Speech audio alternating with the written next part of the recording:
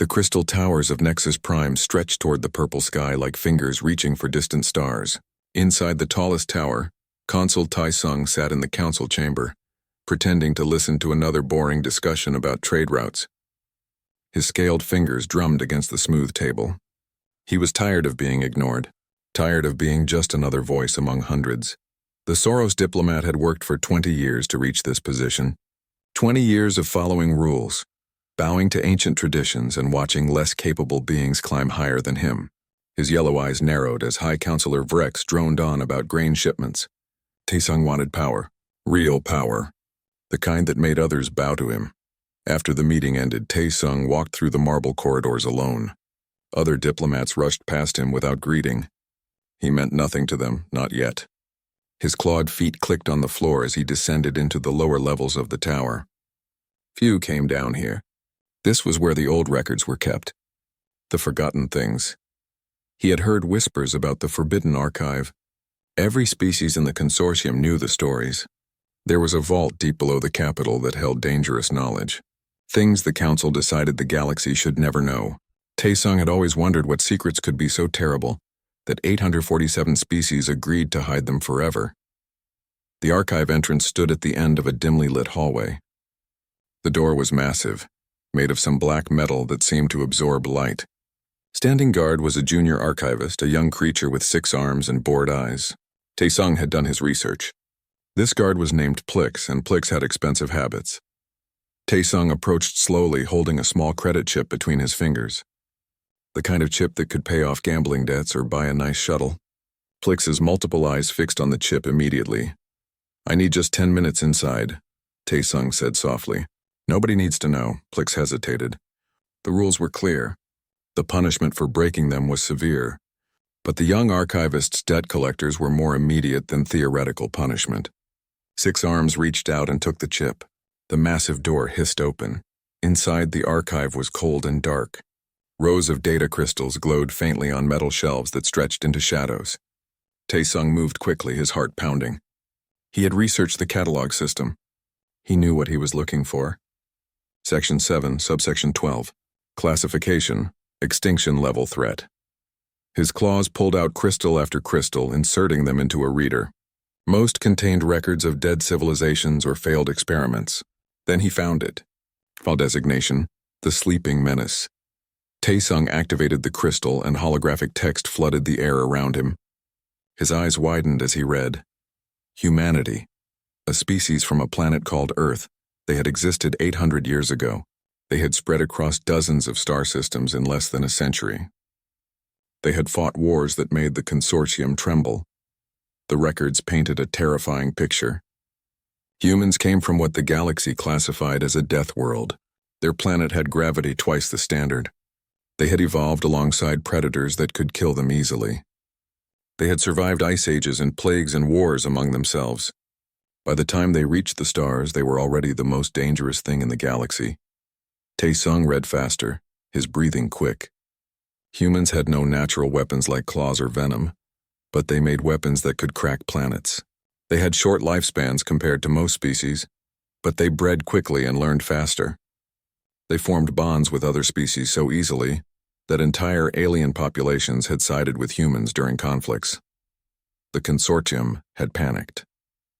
The founding species had gathered in emergency session. They gave humanity an ultimatum: stop expanding or face total war. But humanity had surprised everyone. They agreed.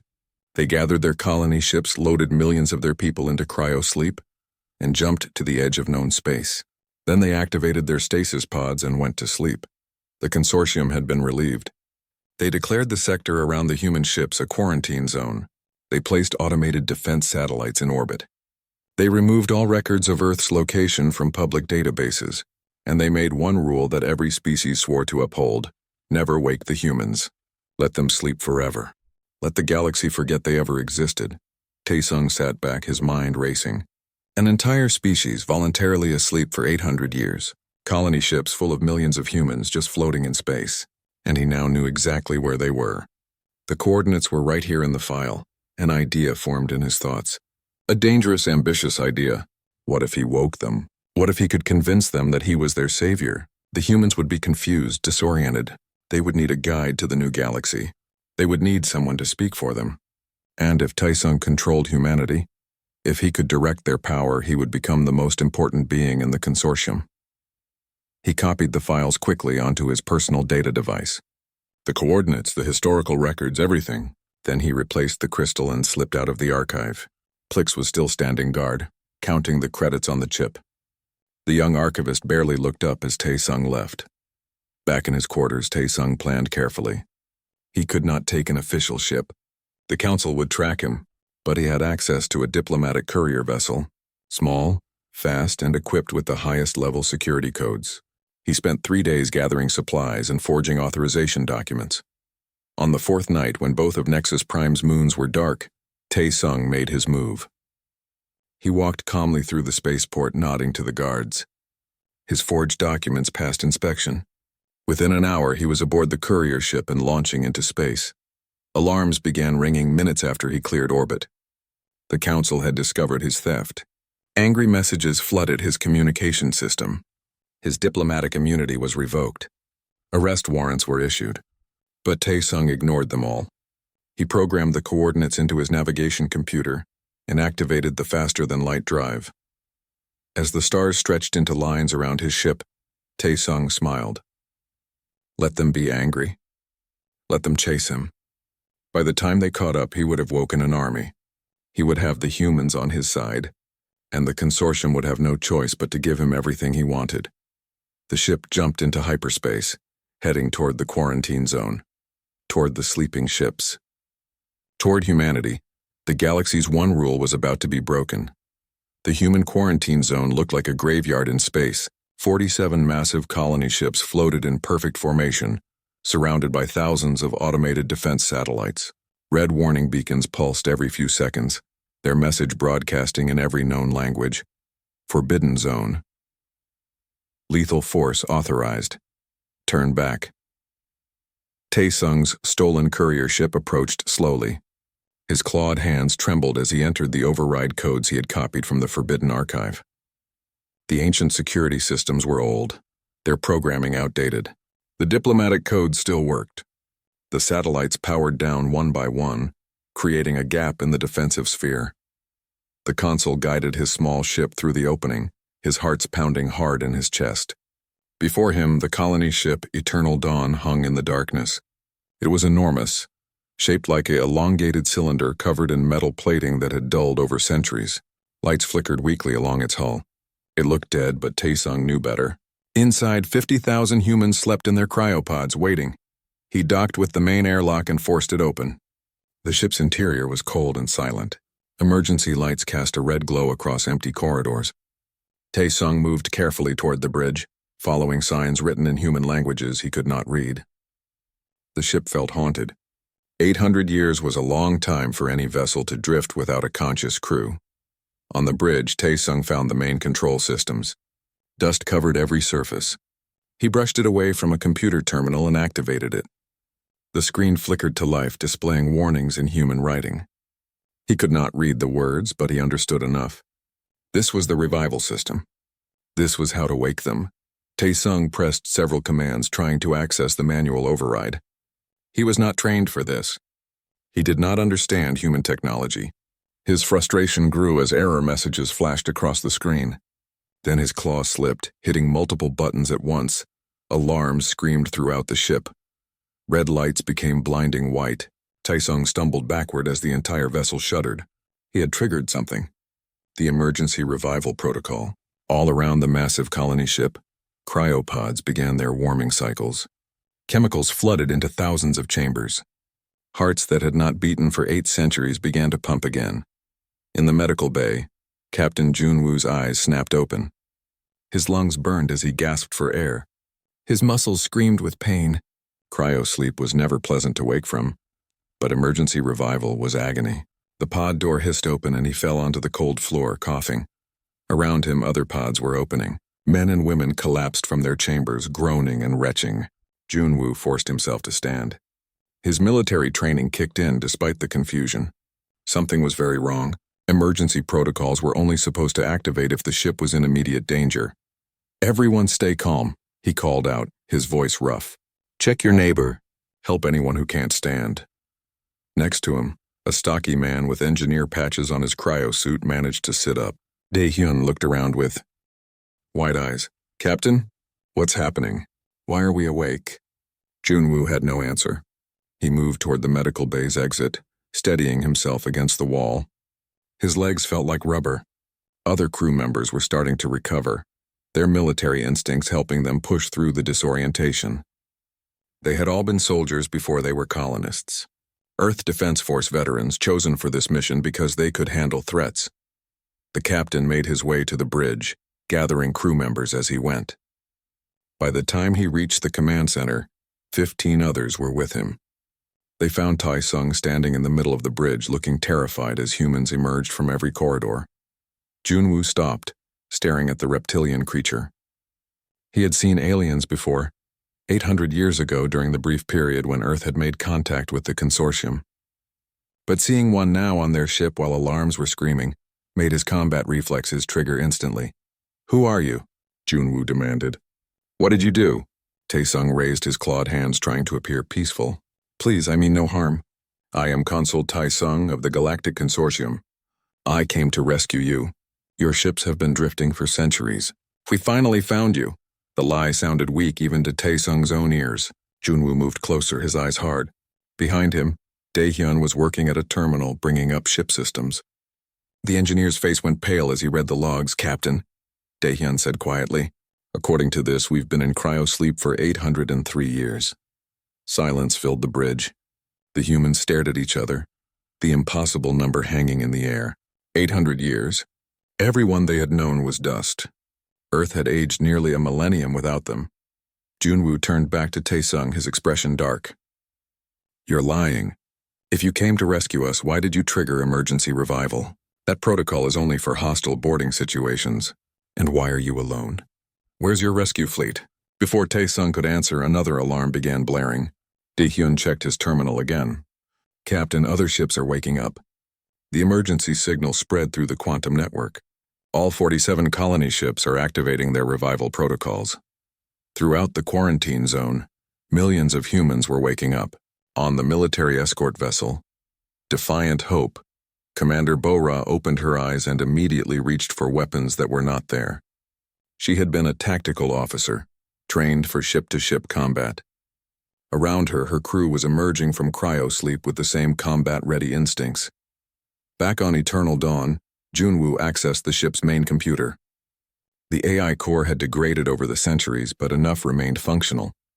He asked for the last recorded logs before they entered cryo-sleep. The truth appeared on the screen in cold, simple text. The consortium had demanded humans stop expanding. Humanity had agreed. They had chosen voluntary exile rather than war.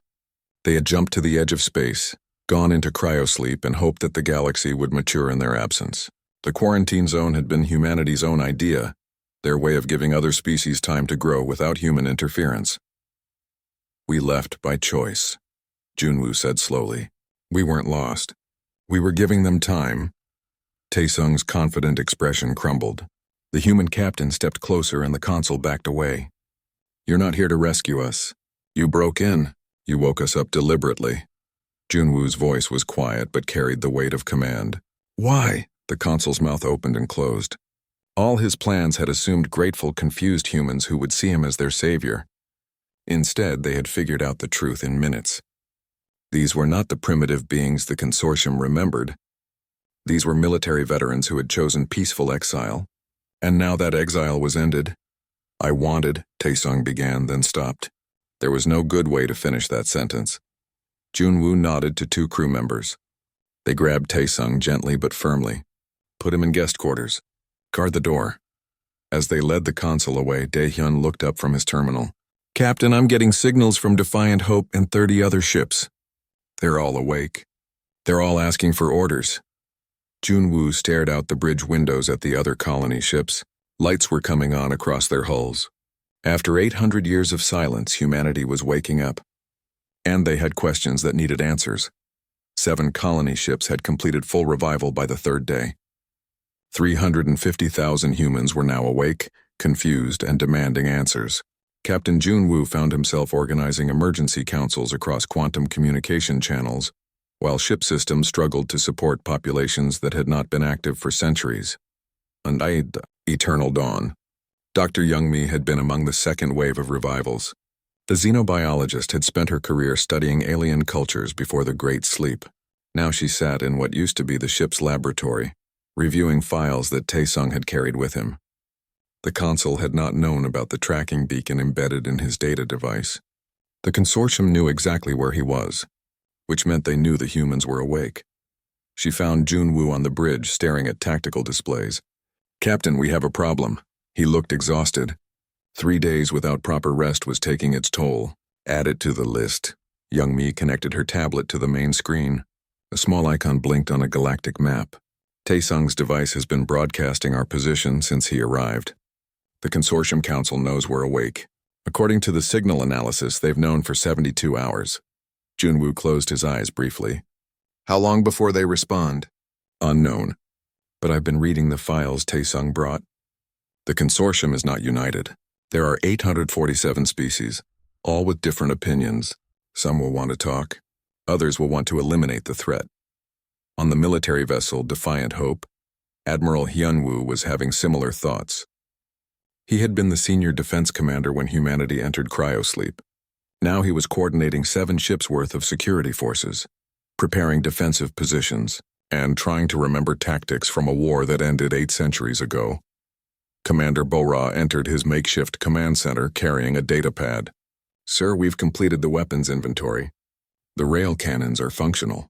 The missile batteries need some maintenance, but they'll work. The fighter craft are intact, but we only have enough awakened pilots for 37 of them." Hyunwoo nodded. "Have engineering crews prioritize the point defense systems. If they come at us, they'll come in numbers." He paused. "How many combat-ready personnel do we have across all ships?" "About 42,000, Bo-Ra replied.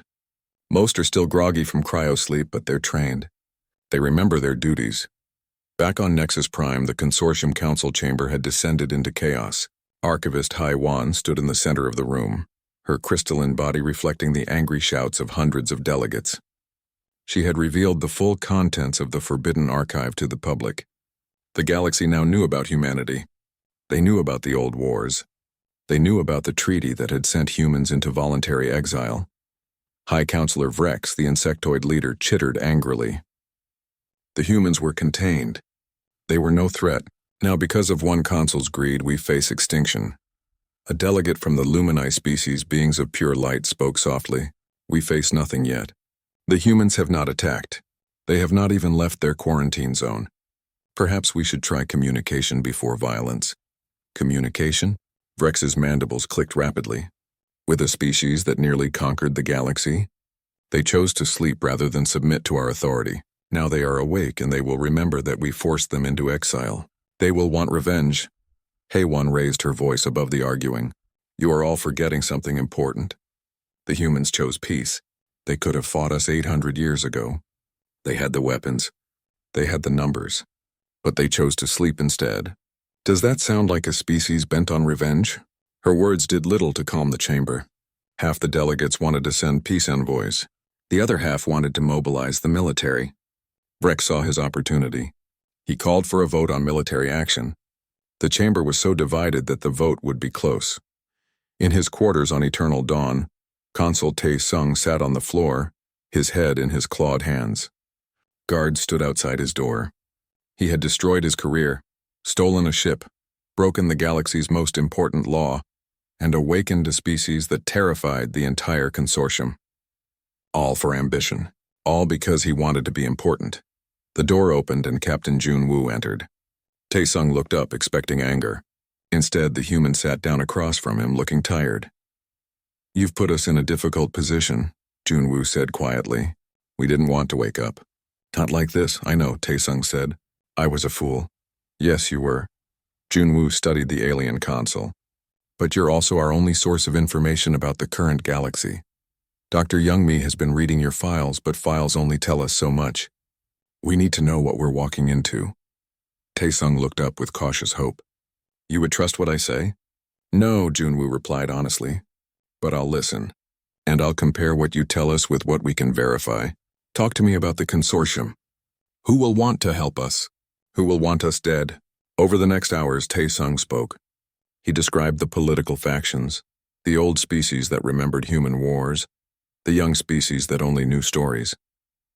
He explained how the council worked, how decisions were made, how the military was organized. Junwoo listened carefully, occasionally asking questions. There's something you should know, Tae-sung said finally. High Counselor Vrex will push for military action. He's convinced you're a threat, and he has enough support to mobilize a fleet. As if summoning it with his words, alarms began blaring across eternal dawn. Junwoo ran to the bridge with Tae-sung following. Dae-hyun was already at the sensors, his face grim. Captain, we have multiple faster-than-light signatures. Consortium battle fleet dropping out of hyperspace at the edge of our zone. I'm counting 117 ships. On the main screen, the consortium fleet appeared. Massive capital ships, each one bristling with weapons. Smaller cruisers and destroyers arranged in attack formations. Fighter craft launching from carrier vessels. It was an armada designed to overwhelm and destroy. Admiral Hyunwoo's voice came through on emergency channels. All ships, battle stations. Move to defensive pattern Delta. Civilian vessels to the center of the formation. Military ships form the outer shell. Power up all weapons, but do not fire unless they fire first. Across the human fleet, 350,000 people rushed to positions. Engineers brought weapons online. Pilots climbed into fighters that had not flown for 800 years. Soldiers loaded ammunition and sealed pressure suits. On the bridge of Eternal Dawn, Ambassador Kyung-suk had been revived specially for this moment. She was elderly, had been old even when they entered cryo-sleep, but her diplomatic skills were needed now. She stood before the communication console and broadcast on all frequencies. Consortium forces, this is Ambassador Kyung-suk of the Human Colony Fleet. We are not your enemy. We mean you no harm. We have made no aggressive moves. Please respond. Static filled the channel. Then a harsh voice translated from Vrex's clicking language. Human vessels, you are ordered to power down all systems and prepare to be boarded. Resistance will be met with immediate destruction. You have 5 minutes to comply. Kyung-suk looked at Junwoo with sad eyes. The captain's jaw tightened. He had hoped for peace. They all had. But the galaxy, it seemed, had not changed as much as they hoped. Admiral Hyunwoo's voice was steady across the command channel. All ships, this is Admiral Hyunwoo. I know you're scared. I know this isn't what we wanted. But we trained for this. Trust your training. Trust each other. And remember, we're not here to start a war. We're here to survive one. Stand ready. The 5-minute deadline passed in silence. The human fleet maintained defensive positions, weapons charged but not locked on targets. On the bridge of the consortium flagship, High Counselor Vrex watched the displays with cold satisfaction. The humans were not powering down. Perfect. That gave him all the justification he needed. All ships, Rex ordered. Open fire! The consortium fleet launched its first volley. Hundreds of missiles streaked across the dark space toward the human vessels. Energy beams followed. Bright lances of coherent light designed to slice through hull plating. It was meant to be overwhelming, a show of superior numbers and firepower. Admiral Hyunwoo watched the incoming fire with calm eyes. Point defense systems engage. All ships, evasive pattern Gamma. Fighter wings launch and intercept missile clusters. Do not return fire on capital ships yet. The human colony ships began to move. Despite their massive size, they had been designed as multi-purpose vessels. Their engines burned bright as they shifted into defensive positions. Point defense cannons activated. Streams of magnetically accelerated projectiles filling the space between the fleets. Missiles exploded by the dozens as the human defenses found their marks. Energy beams struck deflector shields that flickered to life. Some shots got through, scarring hull plating and destroying sensor arrays, but none penetrated to the critical systems inside. Lieutenant Sung-ho sat in the cockpit of his fighter craft, hands steady on the controls despite 800 years of sleep. Around him, 36 other fighters formed up. They had trained for this. Muscle memory was returning quickly. Blue Squadron on me, Sung-ho transmitted. Target the missile carriers first. Draw them away from the civilian ships. The human fighters accelerated hard, their pilots pushed back into their seats by forces that would have killed most consortium species. Earth's heavy gravity had bred humans with dense bones and strong hearts. They could handle maneuvers that would black out other pilots. Sung-Ho's targeting computer locked onto a consortium bomber wing. His fingers danced across the controls, firing short bursts from his railguns. The hypersonic projectiles caught 3 bombers before they could react, punching through their lighter armor like paper. The consortium fighters moved to intercept, but they were slower, less aggressive.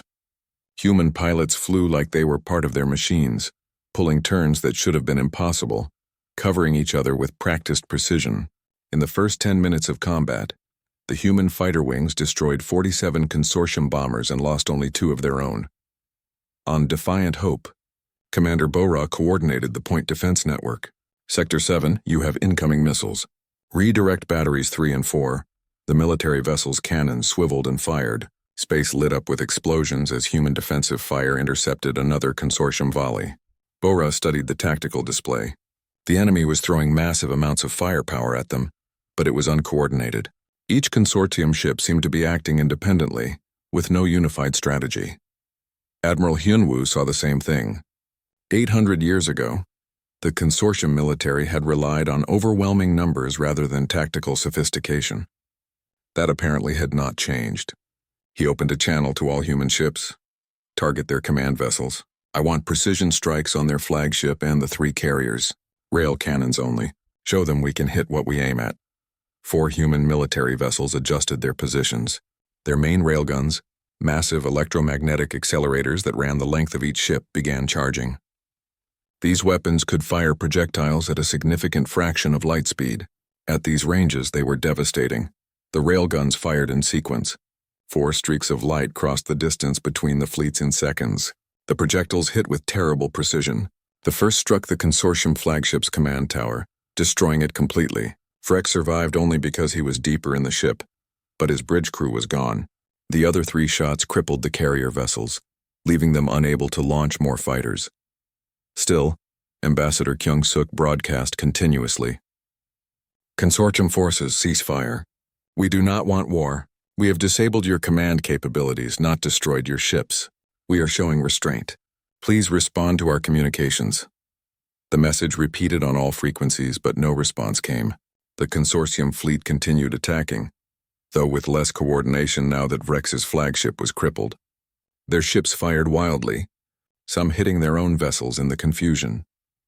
Captain Jun-woo watched from eternal dawn as Commander Bora led a boarding team to a consortium frigate that had been separated from its fleet. The human soldiers used cutting torches to breach the hull, moving with tactical precision through the alien ship's corridors. They found the crew huddled in their mess hall, terrified and waiting for death.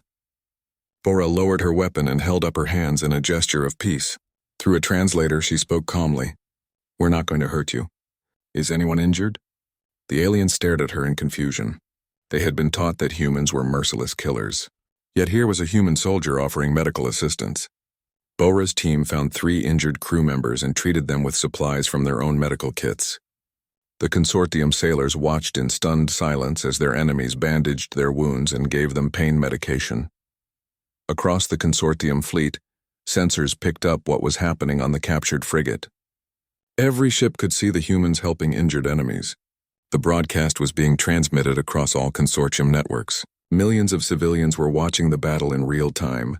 They saw human fighters carefully targeting weapons systems instead of life support. They saw human ships positioning themselves to protect consortium escape pods. They saw mercy when they expected slaughter.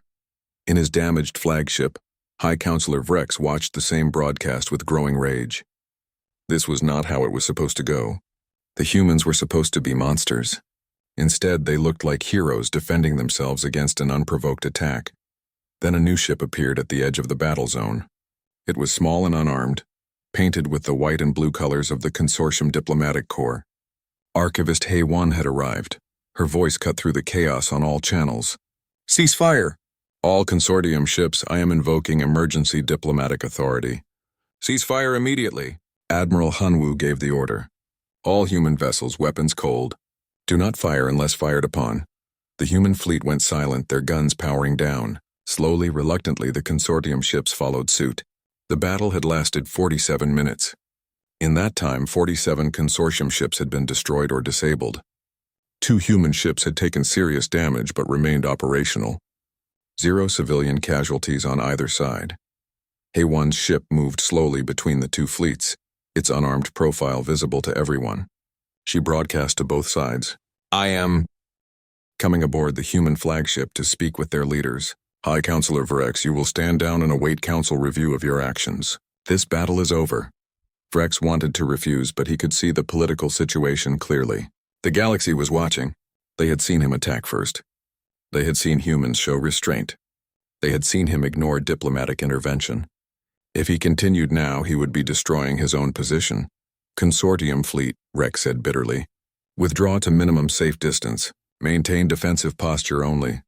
The consortium ships pulled back, their formations ragged and disorganized. Human fighters returned to their carriers. Pilots exhausted but unharmed.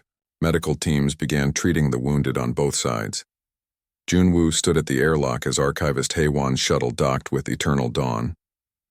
When the crystalline being stepped aboard, he bowed slightly in the gesture of respect his diplomatic training had taught him centuries ago. Welcome aboard, he said simply. HFY looked at him with her multifaceted eyes. Captain, we need to talk. You have just changed everything. The galaxy has watched this battle. They saw you refuse to start the violence. They saw you show mercy to your enemies. You have done in 1 hour what I could not do in 600 years of archive keeping. You have proven that the old fears were wrong. Junwoo felt the weight of 800 years settle on his shoulders. They had wanted only to sleep in peace. Now they were awake, and the galaxy was watching everything they did. 3 months had passed since the battle. Nexus Prime's Grand Council chamber had been expanded to accommodate new delegates. Ambassador Kyung-suk stood at the human delegation's table, her elderly hands resting on the polished surface. Behind her sat Captain Junwoo, Admiral Hyunwoo, and Dr. Youngmi. They were tired. 3 months of negotiations, debates, and careful diplomacy had worn them down. But they were close now. So close to something that might work. All 47 human colony ships had completed their full revival. 2.35 million humans were now awake, living on their vessels while the galaxy decided their fate. It had not been easy. Resources were stretched thin. Some ships had experienced technical failures after centuries of inactivity, but humanity had survived as they always did. The Consortium Council chamber was packed. Representatives from all 847 species filled the seats, their varied forms creating a tapestry of biological diversity. Some breathed oxygen, others methane. Some saw invisible light, others in infrared. But all of them were watching the humans with a mixture of curiosity, fear, and hope. The new High Counselor stood at the central podium. Ilara was from the Lumini species, beings of coherent light who had always advocated for peaceful solutions. She had been elected after Vrex's disastrous attack had cost him his position. Her voice when she spoke was like soft music. We gathered today to vote on the shared space doctrine, Ilara announced. Ambassador Kyung-suk, please present your proposal one final time. Kyung-suk rose slowly, her age showing but her voice still strong. Thank you, High Counselor. The shared space doctrine is simple. Humanity asks for 3 things. First, we request the right to settle in unoccupied star systems. We have no desire to displace any existing populations. Second, we offer to share our technology and knowledge freely with the consortium. Third, we ask to join the consortium as equal members, the 848th species in this great gathering. She paused, looking around the chamber. In return, we pledge to respect all consortium laws. We pledge to contribute to mutual defense. We pledge to help any species that requests our aid. And we pledge to pursue peace as we did 800 years ago when we chose sleep over war. A delegate from the Chitauri species, the insectoids that Vrex had led, raised a claw. And what of our fears? You are a dangerous species. Your own history proves this. Dr. Youngmi stood to answer. Yes, we are dangerous. We come from a harsh world. We evolved through struggle. But that same history taught us the value of cooperation. Humans survived by working together, by forming bonds with each other and with other species. We don't deny our capacity for violence. We just ask you to see our capacity for kindness too. Another delegate spoke up, this one from an aquatic species housed in a water-filled container. You showed that kindness in battle. You could have destroyed our fleet. Why didn't you? Admiral Hyunwoo answered this time. Because destruction was not our goal. We wanted to survive. Killing your people would not have helped us survive. It would have only created more enemies. He looked around the chamber. We learned a long time ago that making friends is harder than making enemies, but friends last longer. In a special observation booth, Consul Tae-sung watched the proceedings. He wore the simple clothes of a diplomatic aide now, no longer the fancy robes of a consul. His trial had concluded 2 months ago. The charges were serious: theft, breaking ancient laws, unauthorized revival of a dormant species. The sentence should have been execution, but Captain Jun-woo had testified on his behalf. The human had stood before the council and said something that shocked everyone. Tae-sung broke your law, yes. He did it for selfish reasons. But he forced a conversation that the galaxy needed to have. You had built your peace on fear and buried secrets.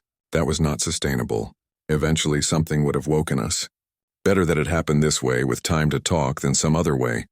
The council had been merciful. Tae-sung was sentenced to 20 years of diplomatic service, working directly with the human delegation. He would help them navigate consortium politics and culture. It was meant as punishment, but Tae-sung found himself grateful. He was learning things he had never known, seeing the galaxy through human eyes. Back in the main chamber, Archivist Hae-won was speaking. I propose we dissolve the Forbidden Archive. All knowledge should be available to all species. Secrets breed fear, and fear breeds violence. Let us learn from this mistake. The motion passed with overwhelming support. The vault below Nexus Prime would be opened, its contents cataloged and released to public databases. The age of hidden knowledge was ending. Then came the main vote. The one that would decide humanity's fate. Ilara's voice rang out clearly.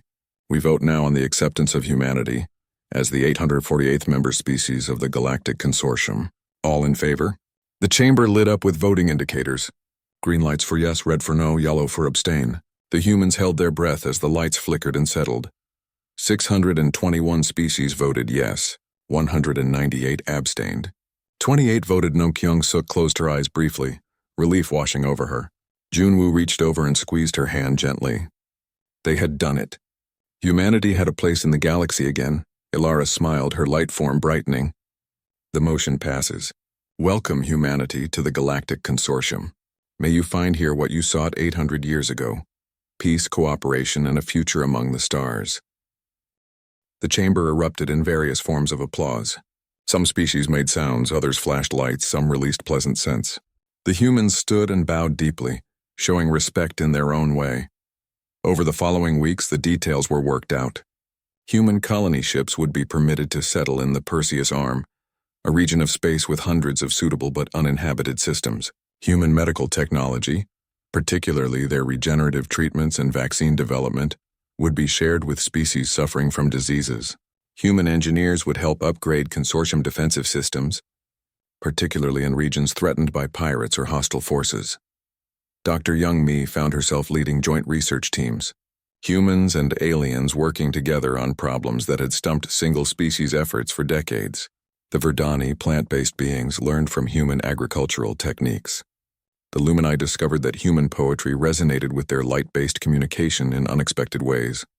Admiral Hyun-woo became the head of consortium defensive training. His methods were harsh by consortium standards, but effective. He taught alien soldiers human tactics, flexibility, initiative, and the importance of thinking creatively in combat. Some species struggled with it. Others thrived. Lieutenant Sung-ho became an instructor pilot, teaching his aggressive flying style to consortium fighter wings. His students were terrified of him at first, but they learned quickly. Human pilots had a saying, train hard, fight easy. The consortium military was starting to understand what that meant. Captain Jun-woo returned to Eternal Dawn after the vote, walking through corridors filled with his people. They were planning now. Planning where to settle, what to build, how to create new homes on new worlds. Children who had been put into cryo-sleep as infants were now toddlers in the nursery sections, playing with toys made by human and alien hands working together. On the observation deck, Jun-woo found Tae-sung staring at the stars. The Saros Consul looked different now, less arrogant, more thoughtful. You did well today, Jun-woo said, joining him at the window. Tae-sung clicked his jaw in his species equivalent of a laugh. I mostly just stood there and looked reformed. But thank you. They stood in silence for a moment, watching ships from a dozen species moving around Nexus Prime. Trade vessels, passenger liners, military escorts. all functioning together in organized chaos. I was wrong about humans, Taesung said quietly. I thought you were weapons waiting to be aimed. I thought I could control you. You were wrong about the galaxy too, Junwoo replied. You thought it was just about power and ambition. But there's more to it than that, is there? Taesung looked at him. Your people could have taken over. You had the strength. You still do, Junwoo shook his head. Power without responsibility is tyranny. Strength without compassion is cruelty. We learned that a long time ago. Through hard lessons, Earth's history is full of empires that fell because they forgot those truths. He smiled slightly. Besides, taking over sounds exhausting. We'd rather build things than rule things. Behind them, Youngmi entered the observation deck carrying data pads. Captain, we need your signature on the settlement charter. We've chosen our first system. It's a nice one. 3 habitable planets, rich in resources and completely empty. We're calling the colony New Beginning. Junwoo took the pad and signed. Around him, his people were building futures. Human children would grow up on those new worlds. They would meet alien children and play together. They would learn that the galaxy was big enough for everyone. Across consortium space, changes were happening. Young species who had felt oppressed by the old power structures saw humanity as an example.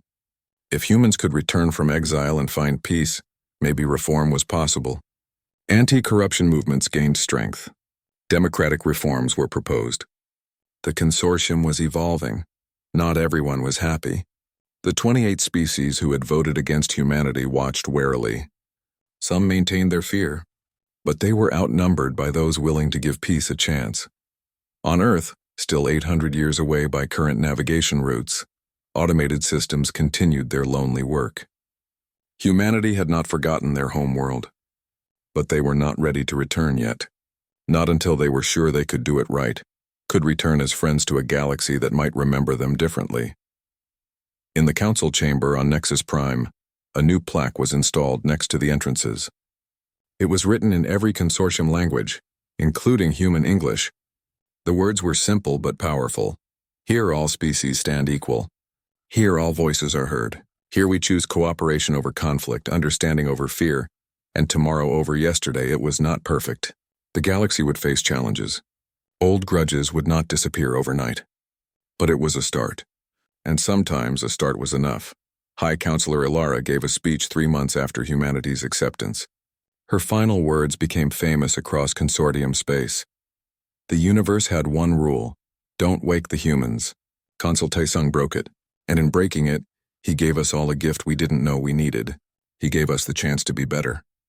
The humans could have destroyed us. They chose to help us instead. Let us never forget that the most dangerous species isn't the one that can destroy you. It's the one that can change you. And humanity has changed us all, for the better. In his quarters on Eternal Dawn, Junwoo looked at the stars one more time before sleep. Tomorrow they would jump to Perseus' arm. Tomorrow they would start building a new home. Tomorrow was full of possibilities. Behind him the door chimed. Young Mai entered with a smile. Can't sleep? Just thinking, he replied. 800 years ago we went to sleep because the galaxy feared us. Now we're awake because one foolish consul broke the rules. And somehow we're all better for it. That's humanity for you, Youngmi said. We make the best of bad situations. It's what we do. Junwoo nodded. Outside the window the stars waited. The galaxy waited. And humanity, after 800 years of silence, was ready to make some noise.